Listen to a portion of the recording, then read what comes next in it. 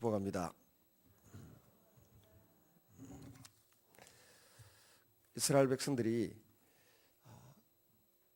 숫곳에서 홍해를 가르고 이제 강야 쪽으로 건너왔습니다. 그들은 그 홍해에서 상상하지 못하는 장면을 직접 눈으로 목격했습니다.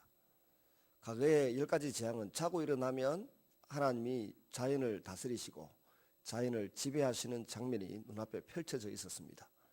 그런데 지금은 자신들의 눈앞에 바다가 벽이 쌓이며 그냥 탄탄대로가 열려서 그들은 건넜습니다.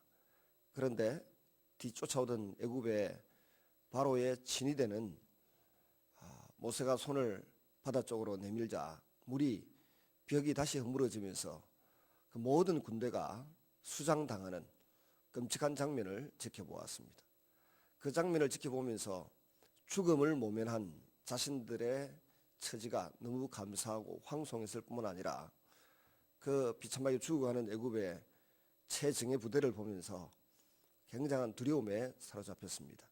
그래서 모세는 미리암과 더불어서 하나님을 크게 찬양하고 춤추고 소고치며 기뻐했습니다. 여러분,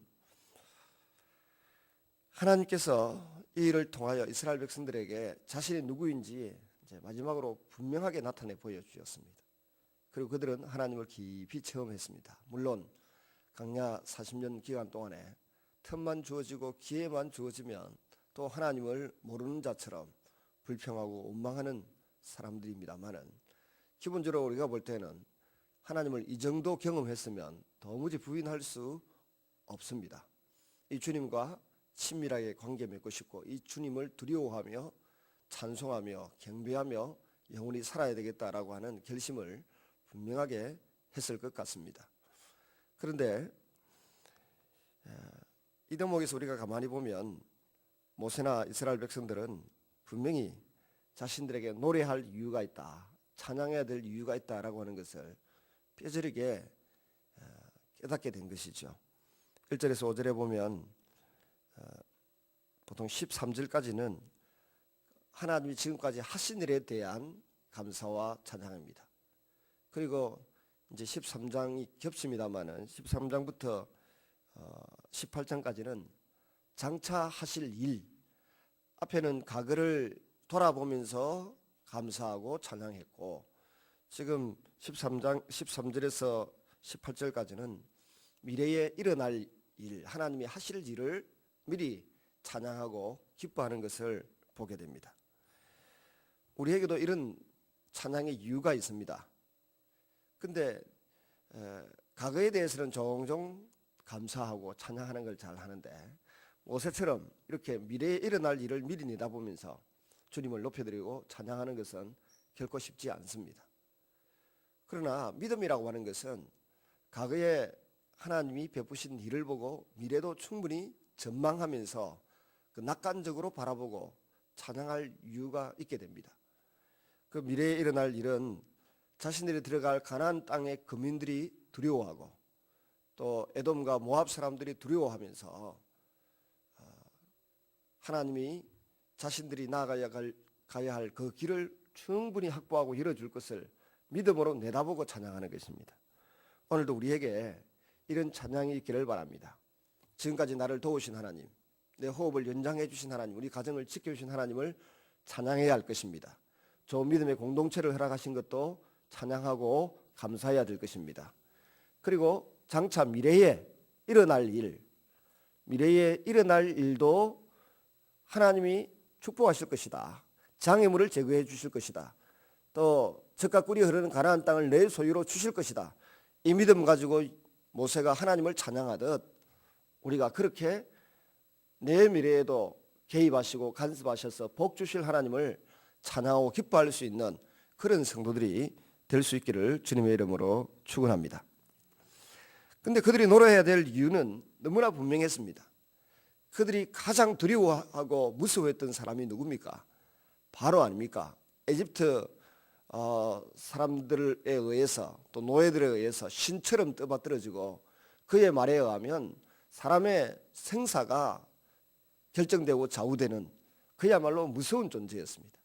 근데 그 바로와 바로의 권력의 핵심이고 권력의 유지 수단인 친위대가 수장되는 것을 보면서 야, 바로보다 그 군대보다 더 무섭고 크고 위대하신 분이 내 편이시다. 나를 사랑하시고 나를 보호하시고 축복하셨다고 하는 것을 6개월의 최정점에서 다시 한번 깨닫고 주님을 찬양하는 그런 놀라운 축복을 누리게 된 줄로 믿습니다. 여러분, 이 세상에 우리가 두려워하는 사람이 있습니까? 이 세상에 우리가 놀라워하는 사람들이 있습니까? 근데 하나님께서 우리를 축복하시기 시작하면 얼마든지 그 두려움은 사라지고 오히려 나를 쓰시는 하나님, 내 길을 열어주시는 그 하나님을 향하여 높이 찬양하고 영광을 주님께 돌려드릴 수 있습니다. 장차 나를 쓰실 하나님을 바라보고 미리 감사하고 미리 찬양할 수 있는 그런 성도들이 되실 수 있기를 바랍니다. 22절에서 25절에는 이제 마라의 썬물을 단물로 바꾸시는 하나님의 사건이 소개되고 있습니다. 물론 그 이전에도 많은 교훈들이 있어요. 저는 그 17절에 주께서 백성들을 인도하사 그들을 주의 기업의 산에 심으시리이다. 여호와여, 이는 주의 처소를 삼으시리고 예비하신 것이라. 주여, 이것이 주의 손으로 세우신 성소로소이다. 여기 보세요. 이 구약시대의 모세가 우리를 주님의 성전으로 삼기 위해서 우리를 구원하셨다라고 말합니다. 이건 우리의 몸이 주의 성전이 된다. 이건 신약시대 사도 바울의 신학 사상이고 바울을 통해서 우리에게 주는 메시지인 줄 알았더니 그게 아니라는 겁니다. 이게 바로 모세 시대에 하나님이 자기 백성들을 구원하신 것은 그 이스라엘 백성들을 주님 자신의 성전으로 삼는다, 처소로 삼는다, 그런 목적으로 구원하셨다라고, 또 구원하실 것이라고 그렇게 찬양하고 주님을 높이게 됩니다. 여러분, 오늘도 우리가 하나님 앞에 내 마음과 생각을 잘 준비하기만 하면 주님이 언제든지 불러서 서시기 위하여 우리를 지켜보고 계십니다. 그래서 늘 준비하는 게 필요한데, 말씀에 대한 충분한 확신, 또 그 말씀 붙들고 기도한 삶, 그 말씀을 따라 살았던 삶의 행적이 있으면 주님은 그런 사람을 들어 쓰기 위해서 온 세상을 두루 감찰하십니다. 역대기에 보면 주님이 온 세상을 두루 감찰하시면서 전심으로 자기를 향하는 자를 찾으신다고 했습니다. 우리의 전심을 주께로 향하고 주님을 찬양할 수 있기를 바랍니다.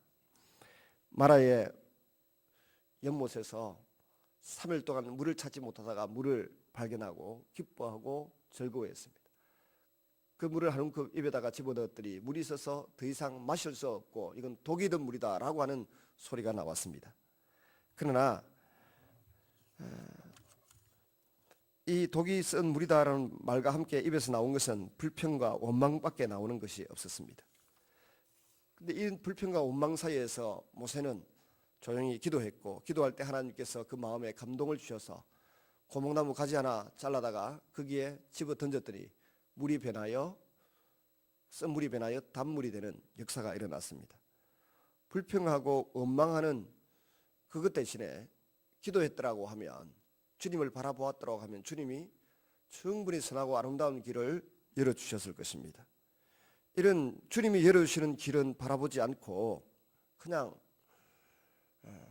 눈에 보이는 현상만 바라보면서 원망하고 불평했던 그 백성들이 얼마나 창피하고 부끄러웠을까요? 주님은 가장 시시적절하게 가장 좋은 것으로 우리에게 응답하시고 채우시는 분이십니다. 이 주님을 바라보고 이 주님께 의지하고 매달리는 주의 자녀들이 되실 수 있기를 주님의 이름으로 축원합니다. 우리는 눈앞에 보이는 어떤 열매들, 성과로만 판단합니다. 그리고 결론을 너무 쉽게 내려서 불평을 쉽게 하고 원망을 쉽게 합니다. 그러나 그럴 때에 조금만 눈을 돌려서 모세처럼 하나님의 능력을 바라볼 수 있고 우리를 향하신 애정과 사랑의 집착을 가지고 계신 이 하나님을 향하여 바라볼 수 있다고 하면 주님이 충분히 아름답고 놀라운 길을 저와 여러분에게 열어주실 것입니다. 어제 그 부산에서 그 성시아운동본부 관계자들이 갑자기 제게 전화를 해서 이런저런 부탁을 하더군요. 부산 지역의 목사님들 부부를 호롱호텔에 뭐 얼마나 모은지 몰라도 큰 교회들이 돈을 많이 이제 부담을 하고 내어서 목사님들을 위로해, 그리고 뭐 또 사모님들까지 같이 부부 세미나를 하는데 제일 첫 시간에 저녁에 제게 성령 하나님에 대하여 전하고 또 기도를 좀 해줬으면 좋겠다라고 부탁을 하더군요. 근데 그 부탁하는데 기도해 보니까 부산의 그 안용훈 목사님이라든지 성시아 사무총장 하는 최상임 목사님 말이 기도해 보니까 저밖에 생각이 안 난다고, 절대 거짓하지 말아라고, 그래서 뭐 하루 저녁 가서 말씀을 전하고 또 간증도 하고 기도도 해드리기로 했습니다. 저는 그 일을 경험하면서 전에 필리핀에 가가지고 한 40명 정도 목회자들에게 세미나를 한 적이 있는데 이제는 실제로 한국에서도 하는구나 그런 생각을 하게 되니까 정신을 바짝 차려야 되겠다. 물론 그 전에도 뭐 하만에 여기 있는 목사님들이 조만간 자리를 만들 테니까 하루 종일 와서 강의를 해줬으면 좋겠다 그런 부탁을 하는 것을 듣고 아직 전화가 안 왔기 때문에 그냥 지나가면서 한 소린가 보다 그러고 있는데 실제로 날짜를 잡고 시간을 잡고 18일 날 경주 코롱 호텔인데요. 하나님이 일을 시키는 것을 보면서 느끼는 바가 있습니다. 여러분, 우리가 때로 살아가다 보면 힘든 일이 있고 소외감을 느낄 때가 있고 속상할 때가 있습니다.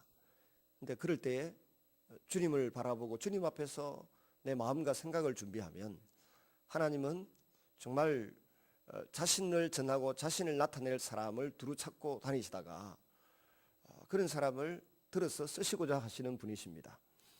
때로는 작은 일에, 때로는 큰 일에, 때로는 특정한 사람들, 때로는 또 다른 특정한 사람들 앞에 저와 여러분을 보내시고 세워서 쓰시고 싶어 하시는 분입니다.